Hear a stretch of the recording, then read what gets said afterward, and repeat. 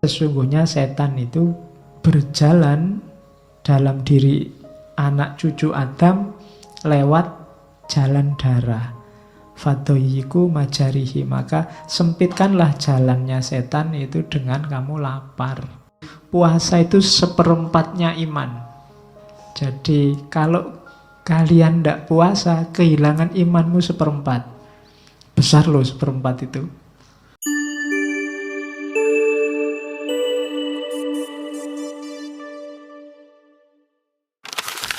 Assalamualaikum warahmatullahi wabarakatuh. Bismillahirrahmanirrahim. Alhamdulillahi rabbil alamin. Alhamdulillahi nahmaduhu wa nasta'inuhu wa nasta'ufiruh. Wa na'udhu billahi min syururi anfusina wa min sayyiati a'malina. May yahdihillahu fala mudhillalah wa may yudlilhu fala hadiyalah. Allahumma sholli wa sallim wa barik ala habibina wa syafi'ina Sayyidina Muhammadin wa ala alihi wa ashabihi ajma'in. Amma ba'du. Bismillah, mari kita lanjutkan ngaji kita. Oke, malam ini kita ada di Imam Ghazali lagi, tokoh idola. Menurut saya Ghazali paling sering kita angkat karena memang pikiran-pikirannya variatif, enak dibahas untuk tema-tema tertentu, khususnya yang berbau praktis tapi agak dalam. Meskipun tidak terlalu sangat dalam seperti beberapa filosof sufi. Untuk level kita itu Ghazali sudah luar biasa. Sudah wow. Kita ngejar Ghazali juga agak berat. Tapi usahakan paling tidak ada banyak hal yang bisa kita kaji dari Ghazali. Dan saya tidak akan cerita banyak tentang setting biografisnya. Teman-teman pasti sudah akrab.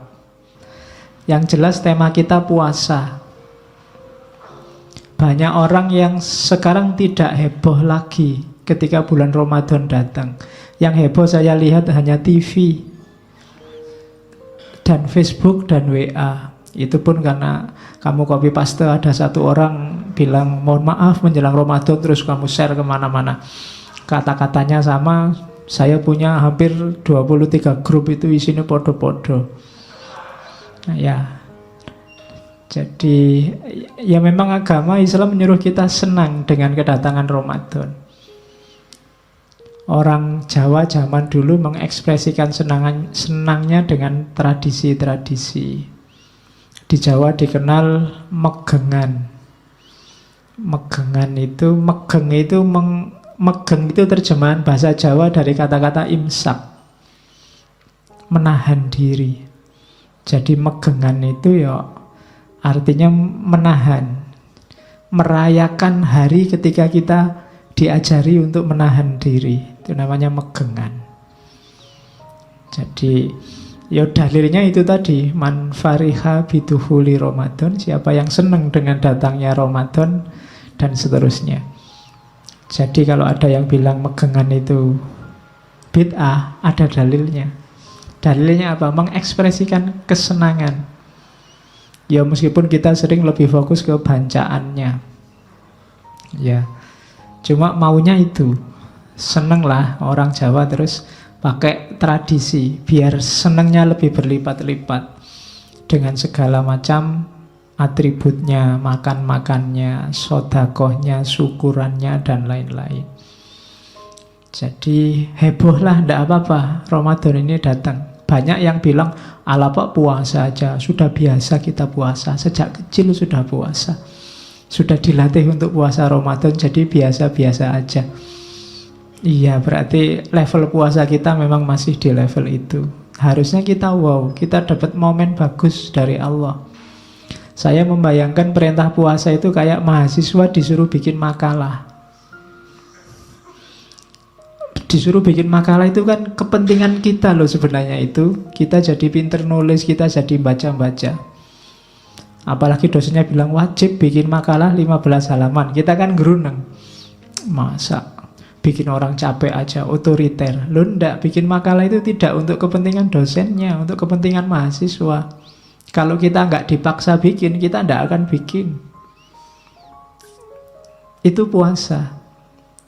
Sama Allah wajib deh. Allah sangat ngerti apa manfaatnya puasa lahir batin untuk hidup kita. Maka sama Allah dibikin wajib puasa. Karena kalau Allah bilang sunnah, boleh puasa boleh enggak, kita tetap milih enggak puasa. Sama kayak mahasiswa, boleh bikin makalah boleh enggak bikin, insya Allah enggak bikin. Dan itu sayangnya Allah pada kita. Karena Allah ngerti apa manfaatnya puasa, maka wajib ya puasa. Dan Allah tidak butuh sebenarnya lapar dan haus kita. Butuhnya apa? Manfaat puasanya. Itu jadi analoginya kayak makan. Sebenarnya semua ibadah juga begitu. Allah tidak butuh ibadah kita. Kita yang butuh, cuma kita tidak sadar. Makanya sama Allah setengah dipaksa dengan hukum wajib ya gitu. Dan manfaatnya untuk kita. Tidak ada yang diperintah Allah itu yang sia-sia. Cuma memang banyak di antara kita yang belum menangkap. Tapi jalani saja. Nanti kita rasakan sendiri manfaatnya. Puasa ini salah satu ibadah paling tua. Sejak adanya manusia di banyak tafsir itu sudah ada perintah puasa. Ibadah paling tua itu kan 3. Puasa, korban, kemudian sholat. Sholat dalam arti ritual penyembahan tertentu, mungkin tidak persis sama sholat kita, tapi setiap nabi pasti punya itu. Korban itu semacam persembahan, apa yang dikorbankan untuk Allah. Sejak zaman Nabi Adam, Qabil dan Habil sudah ada korban. Zaman Nabi Adam juga sudah ada puasa. Konon puasa Ayyamul Bid 13, 14, 15 itu sudah dilakukan oleh Nabi Adam. 10 Muharram juga katanya Nabi Adam puasa, memperingati pertemuannya dengan Ibu Hawa di Arafah. Kemudian siapa lagi? Nabi Nuh juga puasa. Ketika terombang-ambing di lautan, umatnya disuruh puasa. Nabi Musa malah puasa 40 hari, yang nanti diperintahkan juga pada umatnya. Termasuk orang Yahudi itu ada tradisi puasa 40 hari dalam setahun. Meskipun nanti dikritik oleh Al-Quran, karena orang Yahudi ini urik. Ya puasa 40 hari tapi harinya milih sendiri. Nah itu orang Yahudi. Nanti dalam tradisi Nasrani juga ada puasa. Di sebagian riwayat Nabi Isa itu ada kewajiban puasa setahun 50 hari malahan, tidak 40. Dan seterusnya.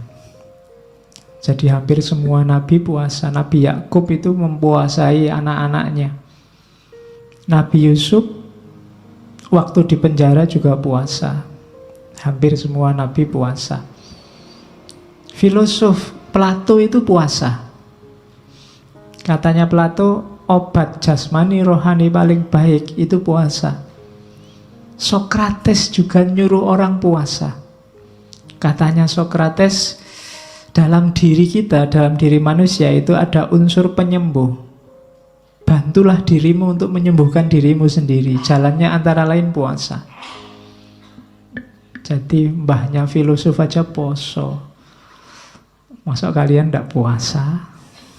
Nah itu arahnya ke situ. Jadi mungkin kalian belum menangkap. Yang kalian tangkap sampai detik ini puasa itu ya lapar dan haus. Terus kalau sudah maghrib balas dendam. Ya. Jadi cuma itu. Sebenarnya manfaatnya banyak. Ya antara lain nanti kita gali dari kitabnya Ghazali malam ini. Binatang juga kan banyak yang riwayatnya puasa. Yang paling terkenal kan kisahnya ulat yang jadi kepompong terus jadi kupu-kupu. Atau ayam yang puasa ketika dia mengerami telurnya 21 hari malahan. Apalagi ular Ketika dia ganti kulit, dia harus puasa. Apalagi beruang kutub waktu hibernasi juga puasa. Apalagi ikan salmon waktu dia migrasi besar-besaran, yang jaraknya bisa sampai 1000 mil, itu dia harus puasa biar bisa gesit. Kalau nggak puasa dia nggak bisa gerak cepat, nggak bisa nututi teman-temannya. Maka puasa bareng-bareng terus nyebrang bareng-bareng. Itu ikan salmon. Tumbuhan juga puasa, jangan salah. Beberapa tumbuhan itu kalau dia ingin tetap hidup, dia harus mau menggugurkan daun-daunnya tertentu. Ketika dia bisa menggugurkan daun-daunnya itu, maka daun yang lain selamat. Itu kan sejenis puasa. Jadi tumbuhan, hewan, orang-orang masa lalu itu puasa. Apalagi manusia hari ini. Itu belum kalau puasa kita terjemahkan tidak sekedar puasa lahir, puasa batin, puasa ngomong, ya kan, puasa internet, puasa HP itu banyak kalau mau. Dan jangan salah, puasa itu bisa jadi senjata. Orang demo kan ada yang mogok makan, itu kan puasa. Saya demo Pak, mogok membaca, tidak bisa jadi senjata ternyata membaca. Yang bisa jadi senjata, puasa. Saya demo Pak, mogok sholat, paling orang karepmu. Tapi begitu kamu mogok makan, orang akan panik. Dan itu dulu dilakukan oleh Mahatma Gandhi. Gandhi itu kan senjatanya mogok makan. Jadi tahun 49 itu India kacau luar biasa. Orang Islam ngamuk, orang Hindu ngamuk. Indonesia hari ini masih untung, yang kelihatan ngamuk masih Islam saja. Kalau agama lain ngamuk, rusak kita. Dan bunuh-bunuhan habis-habisan. Saat itu Gandhi ini tokoh terkemuka, dihargai oleh Muslim dan tokoh suci dalam agama Hindu. Makanya gelarnya Mahatma. Jiwa yang maha, jiwanya besar. Dan Gandhi deklarasi, saya tidak akan makan sebelum kalian berhenti bunuh-bunuhan. Dan akhirnya sukses puasanya Gandhi. Oke, itu salah satu contoh bahwa puasa bisa jadi senjata. Kalau nggak percaya, misalnya bapakmu ngirim uangnya kurang, terus kamu minta, Pak ini duitnya kurang, ya sudah itu habis-habisin, ya sudah saya tak puasa aja. Kalau gitu nggak tegel mesti bapakmu. Saya ndak makan lah saya, oh ndak tegel mesti bapakmu. Jadi jangan salah, puasa itu kelihatan pasif, tapi sebenarnya dia bisa aktif dan revolusioner. Oh, itu puasa. Oke, itu diantara yang perlu kita tahu dahsyatnya puasa. Maka gembiralah kita dapat momen. Alhamdulillah kita dipaksa oleh Allah untuk puasa. Ayo kita manfaatkan 1 bulan ke depan. Kita coba dapat apa kita dari puasa. Selama ini kan kita cuma dapat lapar dan haus sama komedi di TV-TV. Besok kita cari hasil yang lain, jajal. Minggu awal dulu saya ngomong, ayo kita bikin target-target individual aja. Janji sama diri kita sendiri. Ramadan kali ini Pak, misalnya saya mau khatam sekali, kemudian nulis 1 artikel yang bagus ilmiah 1, kemudian itu target individual. Coba untuk dirinya sendiri. Ramadan kali ini Pak, tesis selesai, kemudian ngajinya beres, kemudian itu kan target spiritual juga. Janjinya sama dirinya sendiri. Nanti kalau sukses, kasih hadiah dirimu sendiri. Kalau gagal juga hukum dirimu sendiri. Kita kan jarang menerapkan ini ya. Kalau semester ini IP ku 3,5 ke atas, aku akan makan di restoran paling enak. Nah, itu ngasih hadiah dirinya sendiri. Tidak apa-apa kalau uangnya ada. Loh ya kalau nggak ada uangnya ya masuk kamu mau nekat. Jadi itu ngasih hadiah atau dihukum. Kalau IP ku di bawah 3 semester ini, HP off, ndak akan tak beliin pulsa 1 semester misalnya. Itu menghukum diri sendiri. Cuma yang konsisten. Latihan sukses itu diawali dari dirinya sendiri. Termasuk puasa. Saya ndak tahu sudah berapa Ramadan kalian janji mau khatam tapi ndak pernah khatam. Biasanya semangat hari pertama, kedua, ketiga, setelah itu wallahu a'lam bishawab. Ramadan ini ayo latihan, tantang lagi. Oke, kita lihat ya. Ini Ghazali dari Ihya Ulumuddin. Ada satu bab yang kadang-kadang dibahas secara tersendiri, judulnya Asrorus Syam, rahasia puasa. Ada apa dengan rahasia puasa? Menurut Ghazali kita lihat. Tidak tebal, tidak banyak. Hanya kalau ditulis kecil-kecil, terus kertasnya luas, itu cuma 10 halaman. Cuma kalau diukur buku ya bisa 30-an halaman. Tentang Asrorus Syam, rahasia puasa. Yang pertama, di bagian awal itu Ghazali ngomong makomnya puasa. Meskipun kata-kata makom tidak ada di situ. Jadi makom, kedudukan puasa bagi umat Islam, katanya Ghazali, puasa itu seperempatnya iman. Jadi kalau kalian tidak puasa, kehilangan imanmu seperempat. Besar loh seperempat itu. Kenapa disimpulkan seperempat? Karena ada hadis yang bilang as-shaumu nisfus sobri. Puasa itu setengah dari sabar.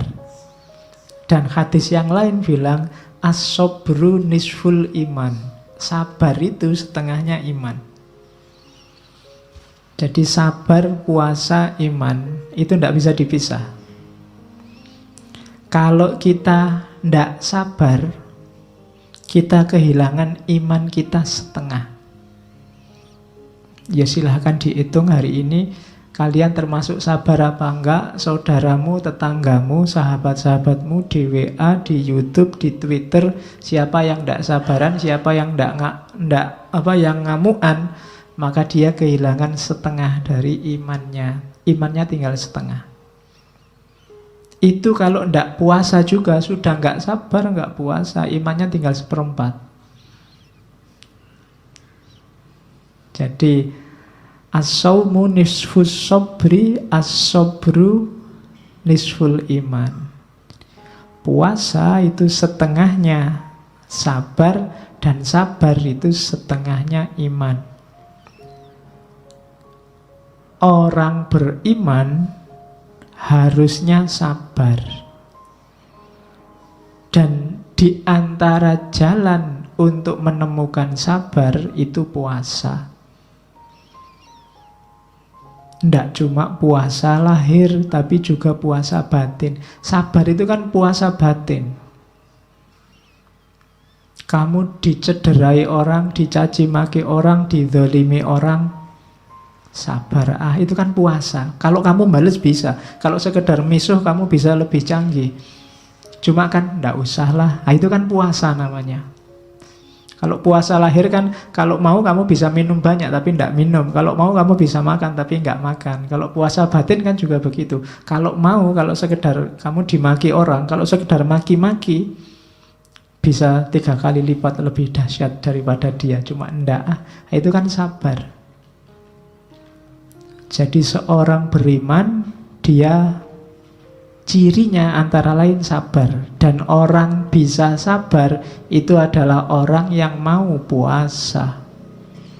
Orang yang tidak siap puasa biasanya tidak bisa sabar. Orang tidak puasa itu apa? Yos, pokoknya apa yang ada di hatinya diucapkan begitu saja. Apa yang diinginkan diraih begitu saja, tanpa mempertimbangkan positif negatifnya. Sabar itu kan bisa sabar dari dan juga sabar untuk. Sabar dari itu atas yang menimpa dirimu. Kalau sabar untuk itu ketika kalian melakukan sesuatu, kalau sabar untuk itu dalam agama namanya istiqomah. Tiap hari tak coba sholat duha, itu sabar untuk. Istiqomah terus sholat duha, sabar dijalani terus. Nah, itu namanya sabar untuk melakukan sesuatu. Ada juga sabar dari atas yang menimpa, atas yang kita alami, kita sabar. Orang harus punya kualitas sabar ini, tapi harus cerdas membedakan kapan menggunakan sabar dari dan kapan menggunakan sabar untuk. Berjuang itu bukan berarti tidak sabar, tapi sabar untuk. Biar aja Pak, IP saya 2, saya sabar aja. Bukan itu. Kalau IP-mu 2, sabarlah untuk belajar biar IP-mu 3 ke atas. Gitu loh. Kalau kamu lagi bokek, ya sabarlah untuk berusaha biar kamu dapat uang, kan itu. Awas keliru menerapkannya. Selama ini kamu kan pukul rata. Sabar itu berarti apa yang terjadi biar dapat jalan. Rumusnya bukan itu. Jadi sabar itu bisa dari sesuatu dan untuk sesuatu. Tapi untuk membedakan mana yang dari, mana yang untuk, kita butuh satu hal, namanya kebijaksanaan. Dan kebijaksanaan itu ilmunya antara lain yang paling terkenal adalah filsafat. Maka ngajilah filsafat. Oke, ini bukan promosi, iklan. Terus, jadi makomnya puasa itu ya. Puasa itu dialektika antara keimanan dan kesabaran. Terus, jangan lupa ini makomnya. Jadi, kalau ada, harusnya besok waktu bulan puasa tidak ada orang ngamuk. Dan nggak ada orang males. Puasa kok malah males-malesan, ini harusnya dia kehilangan sabar untuk. Puasa kok ngamuk, berarti dia kehilangan sabar dari. Dua-duanya harus hidup. Kalau puasa kan kadang-kadang di kantor-kantor, di kampus, jam kerjanya malah dikurangi. Ya karena puasa, ya ndak apa-apa, asal produktivitasnya tidak menurun. Ya tetap bagus, dikurangi ndak apa-apa.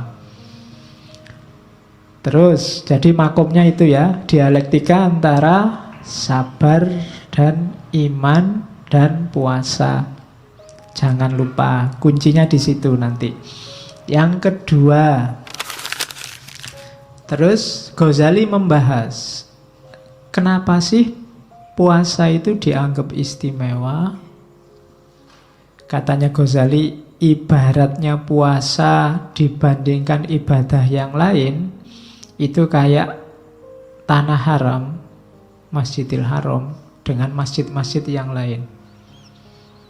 Katanya Ghazali, Ka'bah itu kan dianggap rumah Allah, tanah haram itu kan dianggap tanah kehormatannya Allah, miliknya Allah. Padahal semua masjid, semua tempat itu kan juga miliknya Allah. Semua ibadah untuk Allah, tapi yang istimewa itu puasa. Sama seperti semua tanah, semua bumi itu milik Allah. Tapi yang disebut khusus sebagai rumah Allah, rumah milik Allah itu hanya Ka'bah dan Masjidil Haram. Bandingannya itu. Alasannya apa? Yang pertama, puasa itu satu-satunya ibadah yang verifikasi pastinya itu hanya yang melakukan. Nggak ada orang lain tahu. Boleh ikut buka bersama, ikut sahur bersama, tapi tidak puasa kan bisa. Tidak ada orang ngerti. Kayak kamu dulu kecil itu loh. Puasa, ya masih puasa, masih. Tapi nanti kalau ke kamar mandi, air 1 ciduk. Ya kan? Atau pura-pura alasannya lupa. Wah lupa tadi minum, lupa kok diulangi. Kan sering dulu kita waktu kecil begitu. Yang tidak ngalami kan nggak lihat. Kamu makan apa enggak kan nggak kelihatan. Jadi satu-satunya ibadah yang Hanya kamu dan Allah yang tahu. Itu yang bikin puasa istimewa. Ibadah yang sifatnya subjektif, orang tidak bisa menilai. Mulutmu kering, bau nafasmu tidak enak, itu kan tidak jaminan kamu puasa. Wong kamu tidak puasa aja sudah tidak enak. Itu juga bisa trik. Ya kan, kamu makan pete juga baunya tidak enak. Mulut kering, kalau kamu pas sariawan juga mulutmu kering. Tidak bisa. Pagi sampai siang tidak makan apa-apa, tidak akan ada orang tahu. Kecuali dirimu sendiri. Katanya puasa tapi warung-warung penuh misalnya. Itu kan terus, loh itu. Jadi meskipun di warung ada tutupnya, tapi kan kakinya kelihatan. Wah, kakinya masih banyak. Nanti pulang ke rumah puasa. Tapi sebenarnya enggak. Jadi hanya kita yang tahu. Itu yang bikin puasa istimewa. Kalau sholat kan orang bisa lihat. Kalau sedekah orang bisa ngerti, bisa ngitung. Haji apalagi. Sebelum berangkat aja orang sak kecamatan diundang. Mesti ngerti. Tapi kalau puasa enggak. Kamu deklarasi, saya niat puasa di masjid. Besok enggak puasa, enggak ada orang tahu. Itu istimewanya puasa. Jadi hanya yang bersangkutan dan Allah yang ngerti. Nah, itu puasa. Makanya dia istimewa. Yang kedua, katanya Ghazali, puasa adalah ibadah yang terang-terangan nantang setan. Terang-terangan menyisihkan nafsu, keduniaan, hasrat-hasrat jasmaniah yang dangkal. Yang terang-terangan begitu puasa. Kemarin kalau sholat kan implisit semua. Sholat itu tanha anil fasya wal mungkar, batinnya implisit, tidak kelihatan. Kemudian apalagi kemarin haji itu kan banyak sekali makna, tapi tidak kelihatan. Orang harus mendalami dulu. Tapi begitu puasa, langsung kelihatan bahwa ini melawan hawa nafsu. Nafsu makan, nafsu minum, nafsu seksual. Dilawan semua. Itu kan ibadah yang terang-terangan melawan nafsu, itu puasa. Makanya ada hadis Nabi, wahai anak-anak muda yang sudah mampu, nikahlah. Man istata'a minkumul ba'ah falyatazawwaj. Nikahlah, jangan jomblo terus, tidak ada untungnya dan nggak ada enaknya. Terus ya, wa in lam yastati, kalau kamu tidak mampu, puasa. Jadi kalau nggak mampu puasalah, fa'alaihi bisawm. Meskipun kalau dulu zaman saya di SMA sering dipelesetkan, fa'alaihi bisobun. Kalau nggak mampu ganti sabun, bukan itu. Dengan puasa, bukan dengan sabun. Cuma puasa yang beneran ya. Nanti ada cirinya puasa yang beneran menurut Ghazali. Kalau cuma puasa menahan lapar dan haus, itu masih belum bisa jadi benteng untuk yang belum mampu kawin. Karena kalau hanya puasa lahiriah, susah jadi benteng. Kadang-kadang puasa nafsumu tambah besar. Karena ya puasa sih ya, tapi internetannya terus, buka HP terus, kadang-kadang ngomongnya saru-saru, kadang lihat gambar apa, lihat video apa. Videonya video ceramah, cuma karena yang ceramah bunyai, pikiranmu kemana-mana. Wah, bunyai itu. Bisa begitu kan? Jadi puasa yang benar nanti diajari oleh Ghazali. Karena puasa adalah ibadah yang secara terang-terangan nantang setan. Setan dalam dirimu sendiri khususnya, hawa nafsu. Setannya yang asli katanya dibelenggu. Cuma kan setan itu kan tidak berdaya kalau nggak kompatibel sama dimensi rohanimu. Cuma selama ini kamu tidak pernah mikir kompatibilitas itu. Jadi setan selalu cocok sama dirimu. Waktu puasa setan tidak cocok. Jadi analoginya maka dibelenggu. Dibelenggu itu bukan kok terus malaikat datang setannya dirantai. Terus kamu di mana ya kira-kira dibelenggunya, bukan itu. Tapi setan otomatis terbelenggu. Kenapa? Harusnya jiwanya orang puasa itu tidak nyambung sama situasi setan dan kesetanan. Cuma hati-hati kalau habis maghrib nafsumu kumat lagi, kesetanan lagi, ya kompatibel lagi, setan bisa masuk. Jadi kalau waktu siang, oh ndak kita puasa, nanti aja habis maghrib misalnya gitu. Nanti ditawari pacarnya, mas jalan-jalan lu, jangan sekarang puasa. Nanti habis maghrib kita ke mall bareng, ayo podo wae. Habis maghrib kompatibel lagi dirimu sama setannya, nyambung lagi. Jadi diinget-inget itu state-nya puasa, wilayahnya orang puasa. Jadi melenyapkan dimensi setan dalam dirimu. Saya lupa ada baca riwayat dulu, saya lupa di kitab apa ya, katanya zaman Nabi itu puasa itu hampir 22 jam. 22 jam itu berarti sahur, terus buka waktu maghrib sampai isya, setelah isya puasa lagi. Terus ada kasus Umar itu malam-malam berhubungan sama istrinya, sehingga turun ayat bahwa ya kalau malamnya Ramadan itu ndak apa-apa berhubungan sama istri. Terus dipahami, oh berarti makan juga boleh, ndak harus sampai isya. Pemahamannya seperti itu, saya lupa ada di kitab apa. Cuma ya itu, karena 22 jam mungkin lebih terjaga. Cuma mungkin Allah sayang sama kita, terus ndak apa-apa kalau malam pengen makan-makan sepuasnya juga ndak apa-apa. Cuma hati-hati yang tadi sudah dikondisikan sejak pagi, jangan dilepaskan lagi. Kalau ndak ya hasilnya balas dendam tadi. Kadang-kadang puasa itu kan keuangannya lebih banyak keluarnya dibandingkan bulan biasa. Hari-hari gini kan kamu ndak pernah mikir bikin kolak apa beli kolak. Kalau puasa mikir. Biasanya kamu makan cuma nasi kucing satu sama air putih, selesai. Begitu puasa kamu mulai mikir takjilnya pakai apa, minumnya apa, kemudian makan utamanya apa, cemilannya habis sisa apa. Itu sama aja balas dendam.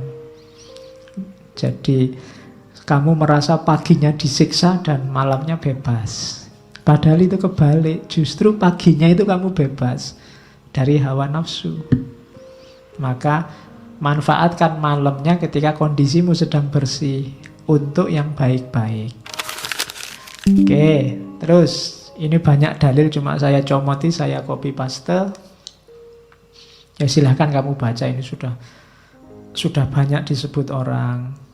Inna syaitona la yajri min ibni adama majrodam fadoyiku majarihi bilju. Sesungguhnya setan itu berjalan dalam diri anak cucu Adam lewat jalan darah. Fadoyiku majarihi, maka sempitkanlah jalannya setan itu dengan kamu lapar. Yo paling ndak secara lahiriah rasional itu kalau kamu lapar kan kamu nggak mikir neko-neko, yang kamu pikir makanan dok. Begitu kamu kenyang baru mikir aneh-aneh. Itu paling gampang logikanya itu. Jadi sempitkan jalannya. Sempitkan kan bukan berarti hilangkan. Masih ada setan bisa masuk. Cuma sekarang sempit karena kamu cuma mikir makanan. Ketika kamu sedang lapar, ngatasinya kan gampang kalau cuma makanan. Kalau makan kan gak neko-neko lah. Tapi kalau mikir yang lain itu kadang-kadang bahaya. Itu mungkin maunya hadis itu. Jadi sempitkanlah jalannya. Paling enggak meskipun puasamu gak dalam, gak sampai batin, gak khawasul khawas, tapi dengan kamu lapar, itu sudah, pikiranmu sudah paling ke makanan. Kalau habis-habis asar ketika kamu sudah melilit, itu mbok liwat ada cowok cakep apa cewek cakep, ndak minat lagi. Yang kamu pikir kolak sama es buahnya, ya kan? Jadi itu antara lain. Terus ini sabdanya Nabi pada Aisyah, dawami qur'aba bil jannah. Teruslah, dawamkanlah, istiqomalah menggedor-gedor pintu surga. Qolat, katanya Aisyah, bimadza, dengan apa? Qala sallallahu alaihi wasallam bilju, dengan apa? Dengan lapar. Jadi kalau kamu lapar itu katanya Nabi kayak orang yang sedang mengetuk-ngetuk menggedor pintu surga. Terus kullu hasanatin bi asyri amthaliha ila sab'i mi'ati di'fin. Setiap kebaikan itu dibalas oleh Allah minimal 10 kali lipat sampai 700 kali lipat. Setiap kebaikan. Illa siyam, kecuali puasa. Satu-satunya yang oleh Allah nggak disebut, rahasiaku. Fa innahu li, karena puasa itu untukku, wa ana ajibi, dan aku yang akan ngasih balasan sendiri, khusus. Dan hadis di bawahnya juga semacam kelanjutannya, meskipun hadis yang berbeda. Innallaha ta'ala yubahi malaikatahu bisyabi al-abidi. Jadi Allah ini membanggakan anak-anak muda yang gemar ibadah, khususnya yang puasa.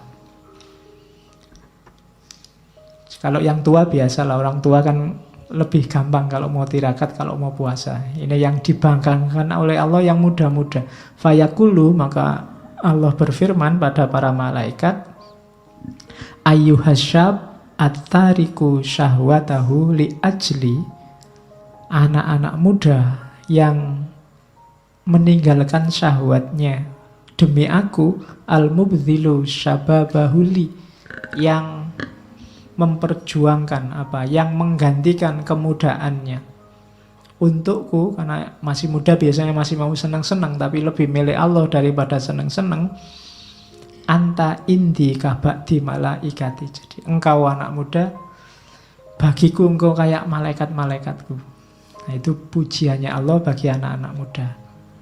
Saya tidak tahu yang hadir malam ini masih muda apa sudah tua. Wajahnya sih tua, jiwanya apalagi. Terus kita lihat itu hadis-hadisnya. Ini hadis paling terkenal. Lisoimi farhatani, farhatun inda iftarihi wa farhatun inda liqa'i rabbi. Orang puasa akan ketemu dengan dua kebahagiaan.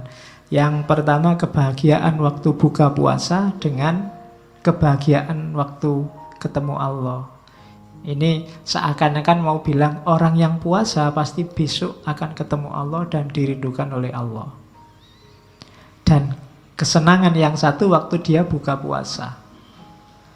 Jadi sebenarnya buka puasa itu biasa, cuma makan. Karena ada puasanya, dia jadi luar biasa. Hidup kadang-kadang butuh ini, butuh puasa dulu. Kamu belajar itu kan jenis puasa. Yang lain seneng-seneng kamu belajar. Tapi yang lain tidak akan nemu buka puasa kayak yang kamu belajar tadi. Belajar menemukan buka puasa namanya pinter, nilainya tinggi. Itu tidak ditemui yang tidak ikut puasa. Jadi ini rumus. Puasa itu kan bukan berarti kalian tidak mampu. Bisa, cuma kalian tahan. Kalau boleh, kalau mau kalian bisa beli HP paling mewah, baju paling bagus, tapi ndak buat apa? Ini puasa. Nanti akan ada buka puasanya pasti. Jadi farhatun inda iftorihi. Terapkan ini, jadikan rumus. Kenapa orang Jawa nyuruh sering-sering tirakat? Tirakat itu meninggalkan yang nikmat-nikmat, yang enak-enak. Karena akan ada buka puasanya besok. Orang yang berjuang, orang yang mati-matian, orang yang itu kan nanti ada buka puasanya. Dibandingkan yang santai-santai, mereka tidak akan nemu buka puasa. Sama-sama makan waktu maghrib, nikmatnya beda antara yang puasa dan yang tidak puasa. Maka jadikan di antara rumus hidup kita adalah puasa. Ngaji, kalian tiap malam Kamis ikut ngaji filsafat, itu kan juga jenisnya puasa. Yang lain jalan-jalan di luar, nongkrong di mall, ngafe sama pacarnya, kalian milih di sini, wong ndak punya pacar. Loh, itu juga tirakat. Jadi kalau ada yang tanya, kok sampai umur sekian kok masih jomblo, mas, mbak, ndak, ini tirakat kok. Kalau mau, gitu. Kalau saya mau, siapa ndak suka sama saya? Cuma saya tirakat aja. Biar nanti buka puasa. Oke. Terus kan itu juga sejenis puasa loh. Saya enggak mau pacaran Pak, itu juga puasa. Besok kalau dapat nikmatnya berkali lipat, iftorihi. Tapi yang sejak SMP sudah pacaran, yang-yangan, pacaran itu biasa, enggak ada rasanya. Yang dialami sama, cuma rasanya jauh berbeda, itu buka puasa. Makanya jangan sering-sering pacaran. Cukup sekali. Lama terus putus. Kamu kan biasanya itu sekali dan lama sekali, tapi terus putus. Akhirnya kan pacarannya sama siapa, nikahnya sama siapa. Oke. Kalau ditanya jawabnya santai, bukan jodoh Pak gitu. Padahal itu nangis-nangis sudah. Terus hikmahnya, manifestasinya apa sekarang? Manifestasi itu bukti fisiknya. Yang pertama, puasa yang sukses berarti akhlaknya tambah mulia. Semakin berakhlak. Nanti dilihat ya, kalau habis puasa kok tambah sopan, tambah enak diajak ngobrol, semakin menyenangkan. Nah, itu berarti dia akhlaknya semakin baik. Tapi kok habis puasa tambah ngamuan, tambah bikin sebel, deket aja kita males, ada yang tidak beres. Akhlak mulia, cirinya. Semakin sukses puasa, semakin mulia akhlaknya. Kemudian semakin pemurah dan penyayang. Kita sejak kecil sudah puasa, kalau puasa kita sukses, maka Islam akan benar-benar rahmatan lil alamin. Pemurah dan penyayang. Kenapa? Karena kita tidak terikat lagi sama dunia. Orang puasa kan menyapai hawa nafsu dan keduniaannya. Kalau puasa kita sukses, kita akan pemurah dan penyayang. Kalau hari ini ciri ini belum muncul di dunia Islam, Islam yang pemurah dan penyayang, berarti harus banyak dievaluasi puasa kita. Evaluasinya ke dalam, tidak keluar. Hari ini orang kalau disuruh evaluasi selalu keluar. Selalu lihat orang lain. Islam ini rusak selalu gara-gara kamu. Tidak pernah gara-gara aku, jangan-jangan aku. Kalau ada banyak bencana itu selalu kamu sih, selalu begitu. Kamu sih Islamnya keras, yang sini kamu sih munafik, yang sini kamu sih, selalu orang lain. Tidak pernah, astagfirullah, jangan-jangan aku yang keliru ini. Muhasabah, jarang yang begitu sekarang. Orang jarang yang bertanya, jangan-jangan aku yang keliru. Semuanya selalu bilang, kamulah yang keliru. Itu problem kita hari ini. Berarti apa? Ciri yang tidak pemurah dan tidak penyayang. Puasanya nggak sukses. Orang yang puasanya nggak sukses berarti rahasianya tidak terpegang. Rahasianya apa? Dekat sama Allah. Orang yang tidak pemurah dan penyayang berarti belum dekat sama Allah. Terus yang ketiga, watak dan karakter kepatuhannya. Semakin rajin beribadah, itu ciri hikmah yang lain. Selama ini tidak pernah ke masjid, jadi rajin ke masjid. Apalagi pas ada makan-makannya. Selama ini tidak pernah sholat, rajin sholat. Nah, itu ciri ketiga. Yang keempat, melatih syahwat. Orang yang kelihatan tidak banyak ambisi lagi. Hidupnya sampai pada batas kesederhanaan. Secukupnya. Makan secukupnya. Minum secukupnya. Ya kan? Apa-apa, pokoknya sampai batas pas. Gak pernah lebih. Itu berarti puasanya sukses. Pingin punya mobil pas. Pingin punya rumah tingkat pas punya. Pingin punya istri cantik pas. Nah, ya, maksudnya nggak neko-neko, sesuai kadarnya. Kalau makan butuhnya 1 piring, ya cukup 1 piring. Nggak nambah sampai 3 piring mentang-mentang gratis. Nah, itu namanya bisa menjaga syahwat, menjaga keinginan. Terus biasanya orang yang puasanya sukses, jasmaninya sehat. Itu otomatis. Malam ini tidak kita bahas manfaat kesehatannya. Sudah banyak tulisan bahas itu. Rohaninya juga mantap. Menunjukkan orang puasanya sukses. Jasmani sehat, rohani mantap. Ya nanti kita evaluasi. Bukan evaluasi orang lain. Kita evaluasi diri kita sendiri. Kira-kira puasa kita sukses apa enggak? Puasa bikin kita jatuh cinta sama Allah apa enggak? Semakin baik perilaku kita, akhlak kita, semakin pemurah apa enggak? Kita bisa evaluasi ke dalam.